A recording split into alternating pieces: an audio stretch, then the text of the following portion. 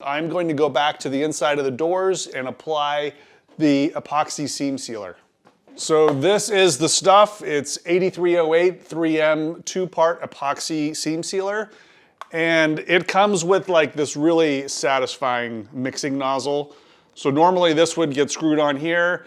It mixes the part A and part B as it comes out of the gun. I don't have the gun.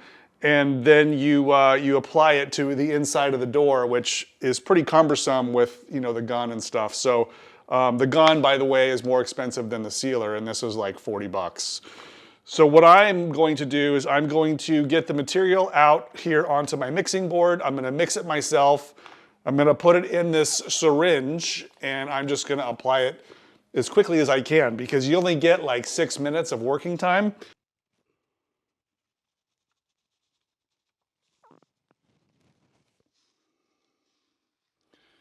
Now, John Brooks recommended the clear, which is actually a really good idea. That way there you can, on the inside of the doors, you can go in and inspect and see exactly how your seams are doing. I ended up going for the black just because it's the most commonly available, but using the clear is definitely a good idea.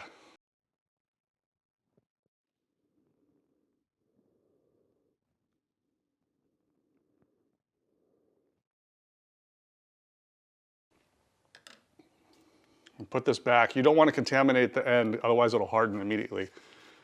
Okay, so that is that. I'm probably going to have to do this in 2 separate applications, but I'm going to get my gloves on. I'm going to get a little bit of solvent-based wax and grease remover so I can apply it with my fingers in case I can't get it in there perfectly. It's wax and grease remover. It's like a solvent just to help smooth out the seam sealer.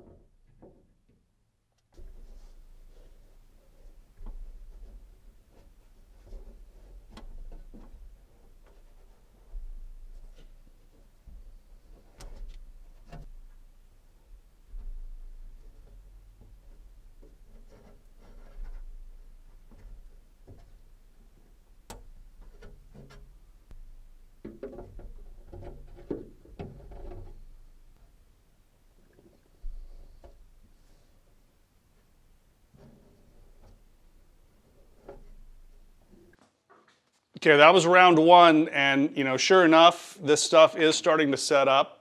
Already pretty well locked up. Bam. Yeah, so the reason for using this stuff is that it does not shrink.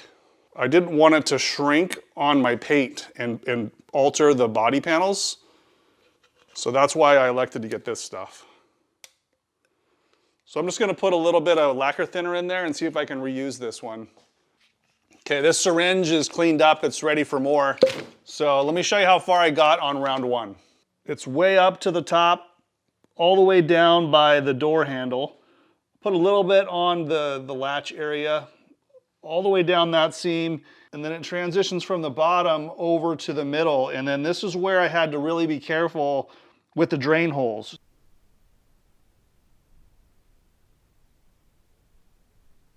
I didn't want to load it up too heavy where the drain holes are, but I came back with a stick and kind of cleaned them out. So there's no seam sealer on the paint.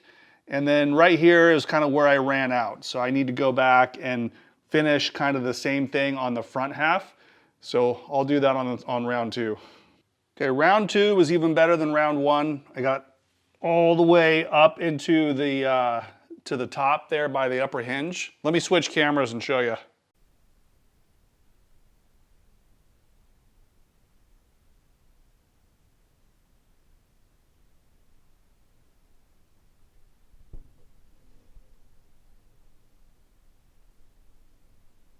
Okay, I'm pleased with the seam sealer effort.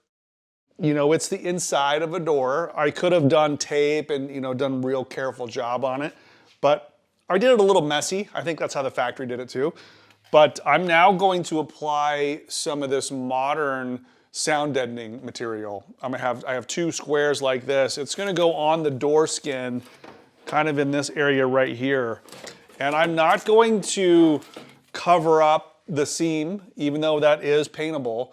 I'm not gonna apply like a undercoating or a lizard skin or raptor liner. I wanna be able to see what happens in this area, and I don't want there to be too much texture. I want the water to kind of run out. I'll do a little test in a minute, but I thought I would put this on. This is from SoundSkins. It's a dual layer system, adhesive backed on the thing, but it's got a foam layer, and which kind of, you know, stops some reflection sound. And then it also has a heavy rubber, like thick gooey rubber that actually dampens the sound. There is some tinniness to the door because it's basically just a floating, you know, piece of metal, vibrates like a speaker. This should quiet some of that down. I'm gonna use 2 squares. Prior to sticking this on though, I'm just gonna rough it up with some Scotch-Brite, make sure it gets a good adhesion, and then we'll put some water on it. This stuff is not gonna hold water. Some of the other stuff, you can get water behind it, which would be bad. Also, you don't really wanna put this on the horizontal surface. I don't think much sound is transmitted from under the door bottom. So I'm just gonna try to stop that tinny sound, and this will do the job.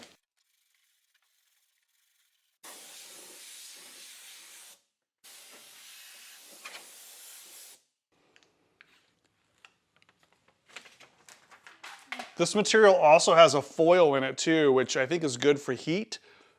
Probably not much heat coming through this door here, but it does include that. So I'm gonna go in through this hole. I'm gonna leave that weld seam, you know, visible. Like I said, I don't wanna cover that.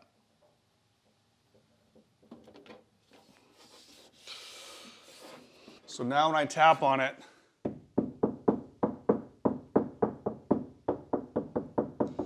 I'm tapping directly on the metal.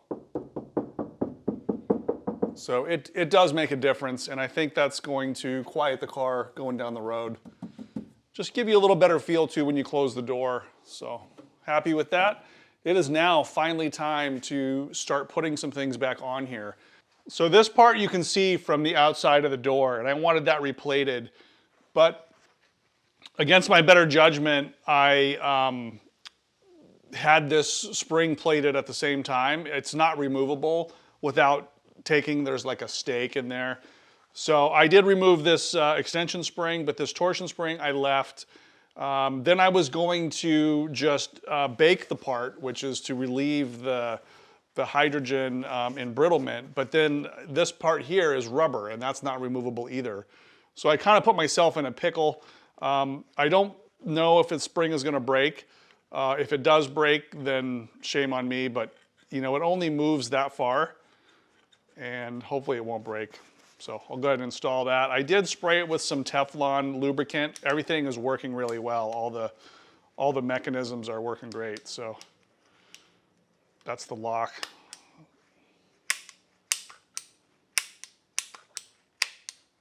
These are the screws.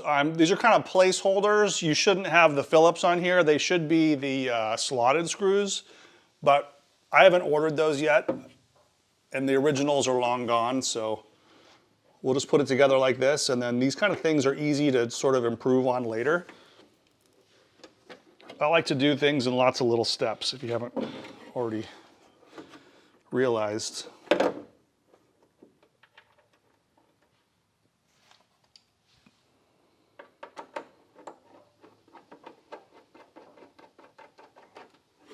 This needs to be done before the window frame goes in, because the window frame goes right down beside it.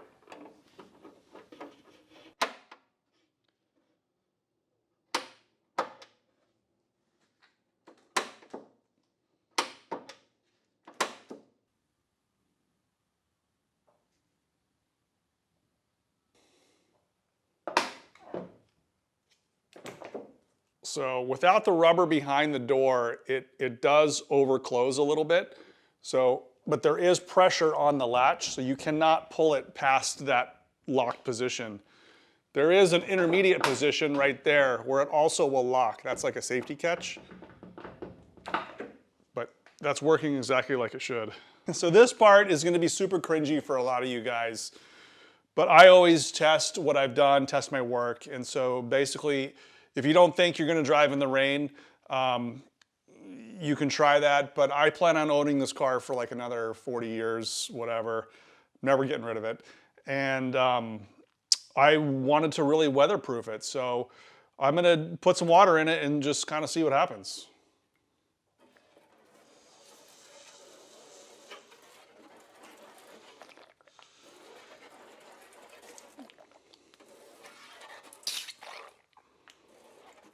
So that's a whole bottle of water.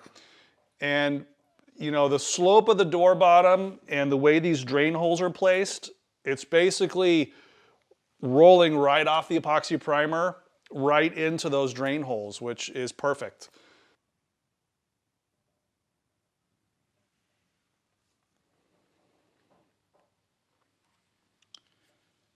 So you can see the water, you know, kind of beating up on the door bottom. So it all flows out to those drain holes. So there's one there, there's one there, another one there. The only place there's a little bit of a puddle is right there. This water is kind of standing water right there. So from the rear corner to that first hole, you do get some water, like I can splash it around. That water eventually will work its way out, but you have to drive the car once it's wet. I mean, you gotta do some braking, you gotta do some left and right turns. Wiggle this around a few times, you can see that water kind of splashing around. It'll eventually work its way to that hole here in the front, but that takes a little bit of time. If you do get stuck in a storm or heavy condensation, which is gonna run down the window most likely anyways, my recommendation is to, you know, drive the car on a day when it's not raining. So you need some airflow and you need a little bit of movement of the car in order to get that water to find its drain hole. So don't just park it for a week and expect that water to go away, because it's just gonna sit there on the back of the door, and it's protected with that seam sealer product, but eventually you could have a failure with the seam sealer and then the rust all comes back. So anyways, I'm happy that there's only a little bit of standing water. You can see it's leaking through, it's coming out. I wanted to know what would happen. You know, I wanted to show you guys what would happen and why it's important to make sure there's no dust or leaves or dirt down in there, because that will absolutely keep the water from moving fore and aft and never find its way out the drain holes. So that's part of the maintenance on these cars, is to make sure that all the drains are functioning correctly, even on something that's pampered like this one. And I also love how this water just beads up on my new floor. So much easier to clean and maintain this floor.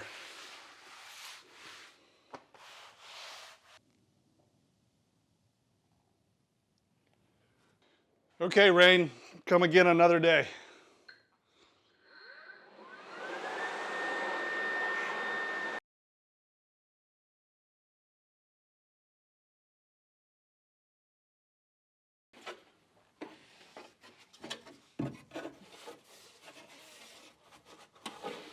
So when this is all sealed up, you know, it's gonna take a lot longer than what I just did to get rid of the water. That water could be there for a week. And that's when it causes the rust damage.